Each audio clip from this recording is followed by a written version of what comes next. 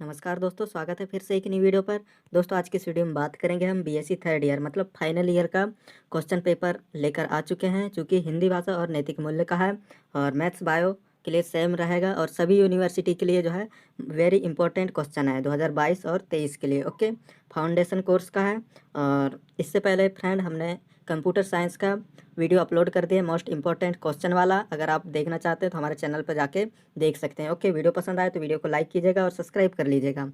Okay, और दोस्तों को शेयर कीजिएगा जिसको ज़रूरत है। ओके, और कमेंट करके बताइएगा कि अगले वीडियो किस विषय पर लाना है। ओके, चलिए फ्रेंड वीडियो स्टार्ट करते हैं बिना टाइम वेस्ट किए। तो दोस्तों यहाँ पर पहला प्रश्न हमारा यहाँ पर आ जाता है कि नर्मदा यात्रा शुरू करते समय लेखक ने नर्मदा से क्या कहा था। ओके, पहला प्रश्न है, ये सभी आपको याद करके जाना है, इन्हीं से जो है सभी प्रश्न आएंगे। ओके, और अगला प्रश्न हमारा आता है, नर्मदा तट की सौंदर्य का वर्णन कीजिए। ओके, तो आपको वर्णन नर्मदा नदी का जो है सौंदर्य का वर्णन के बारे में डिटेल से पढ़ कर जाना है। ओके, यहाँ से दो प्रश्न बने हैं। और अगला प्रश्न आता है, मालवा के पारंपरिक शिल्प कौन से हैं। और यहाँ पर चौथे नंबर का प्रश्न है, बुंदेलखंड की लोक कला पर निबंध लिखिए। तो ये भी बहुत ही ज़्यादा इम्पोर्टेंट प्रश्न है।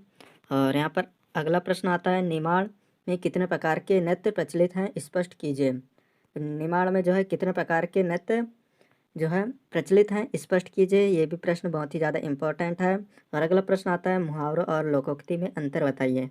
फ्रेंड, अंतर ज़्यादातर प्रश्न पूछे जाते हैं अंतर वाले। ओके, तो आपको मुहावरे और लोकोक्ति में जो है अंतर याद कर लेना है। ओके, 5 अंक का है तो कम से कम आपको 6 अंतर तो कंठस्थ याद कर ही लेना है। ओके, अगला प्रश्न आता है, मुहावरे का अर्थ स्पष्ट कीजिए और विशेषताएं लिखिए।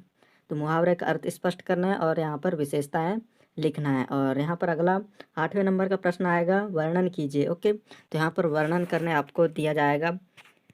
यहाँ पर आपको वर्णन करना क्या है, जनसंख्या से यानी कि जनसंचार से आशय क्या है, इसके बारे में वर्णन करना है। ईमेल क्या है और दूरदर्शन के कार्य, इन सभी का जो है डिटेल से वर्णन करना है। ओके, और अगला प्रश्न हमारा यहाँ पर आ जाता है, जनसंचार का अर्थ स्पष्ट करते हुए जनसंख्या का प्रमुख माध्यम का परिचय दीजिए। वेरी इंपॉर्टेंट प्रश्न है। ओके, अगला प्रश्न, इंटरनेट को स्पष्ट करते हुए उसकी उपयोगिता और महत्व के प्रतिपादित कीजिए। तो फ्रेंड, ये जो है हम लोग इंटरनेट यूज़ करते हैं तो आपको जो है उपयोगिता और महत्व अधिकांश तो पता ही होंगे और आपको ज़्यादा डिटेल से जानने के लिए आपको पढ़ लेना है। और यहाँ पर 11वें नंबर का प्रश्न है, टूटते हुए एकांकी के प्रमुख पात्रों का संक्षिप्त परिचय दीजिए।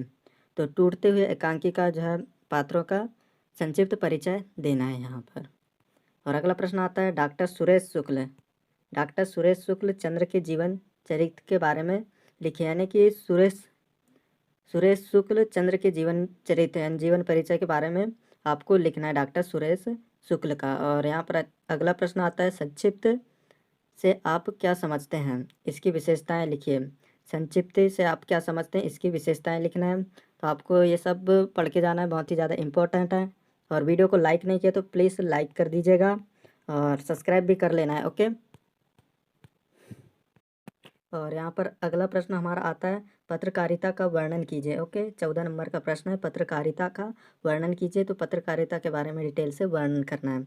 और यहाँ पर वही सेम प्रश्न आया है, उससे थोड़ा अलग है, पत्रकारिता क्या है और इसके विभिन्न प्रकारों का वर्णन करना है। मतलब जो है यहाँ पर प्रकार दे दिया है तो प्रकारों का वर्णन करना है। और यहाँ पर अगला प्रश्न हमारा आता है क्या, बुंदेली लोकगीत को विस्तार से वर्णन कीजिए। यानी बुंदेली लोकगीत का जो है विस्तार से वर्णन करना है। ओके, और यहाँ पर फिर से एक अंतर आ चुका है जो कि बहुत ही ज़्यादा इंपॉर्टेंट है, लोक कथा और लोक गाथा में अंतर। लोक कथा और लोक गाथा में जो है अंतर आपको यहाँ पर बताना है। ओके, चूँकि बहुत ही ज़्यादा इंपॉर्टेंट प्रश्न हो जाता है। अगला प्रश्न आता है, बुंदेली लोक साहित्य में अंतर लिखिए। ये भी एक अंतर है, तो यह भी बहुत ही ज़्यादा इंपॉर्टेंट प्रश्न है। और अगला प्रश्न हमारा आता है 19 नंबर का, बुंदेली लोक साहित्य पर प्रकाश डालिए। ओके, तो यहाँ पर फ्रेंड सभी प्रश्न जो है मिलते जुलते हैं और बहुत ही ज़्यादा इम्पोर्टेंट हैं। ओके, अगला और इम्पोर्टेंट प्रश्न 20 नंबर का, राजभाषा और राष्ट्रभाषा में अंतर लिखिए। राजभाषा राष्ट्रभाषा भाषा वेरी इंपॉर्टेंट प्रश्न है। ओके, ये भी अंतर है और बहुत ही ज़्यादा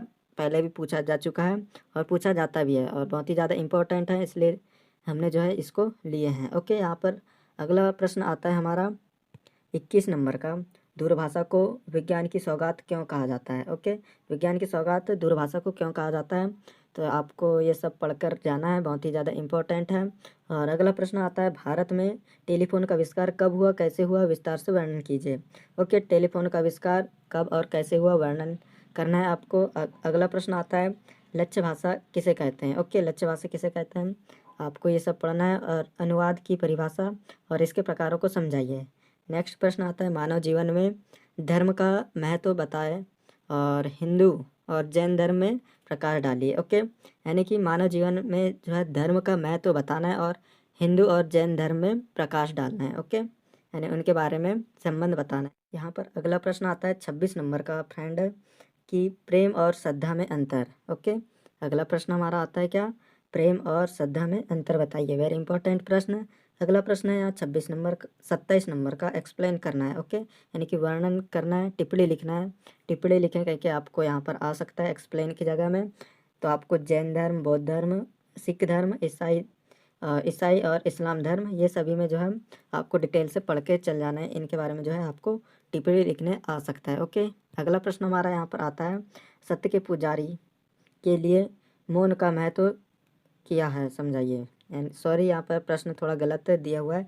सत्य के पुजारी के लिए मौन का महत्व क्या है, समझाइए। यहाँ पर किया है लिखा है, जो कि इसके जगह पर क्या है आता है। ओके, सत्य के पुजारी के लिए मौन का महत्व क्या है, समझाइए। इस प्रकार प्रश्न है, तो आपको ये सब याद करके चले जाना है, इससे अलग कुछ नहीं पूछा जाएगा। और अगला प्रश्न आता है यहाँ पर 29 नंबर का, सत्य और अहिंसा के विषय में गांधी जी के विचारों को संक्षेप में समझाइए। वेरी इंपॉर्टेंट प्रश्न, गांधी जी के बारे में यहाँ पर जो है सत्य अहिंसा के बारे में विचारों का वर्णन करना है, गांधी जी के विचारों का वर्णन करना है। अगला प्रश्न आता है यहाँ पर, कि बाल विवाह के विषय में गांधी जी ने किन किन कुरीतियों के और संकेत किया है। वेरी इंपॉर्टेंट प्रश्न है, क्योंकि यहाँ पर गांधी जी के बारे में लगातार 3 प्रश्न पूछे गए हैं।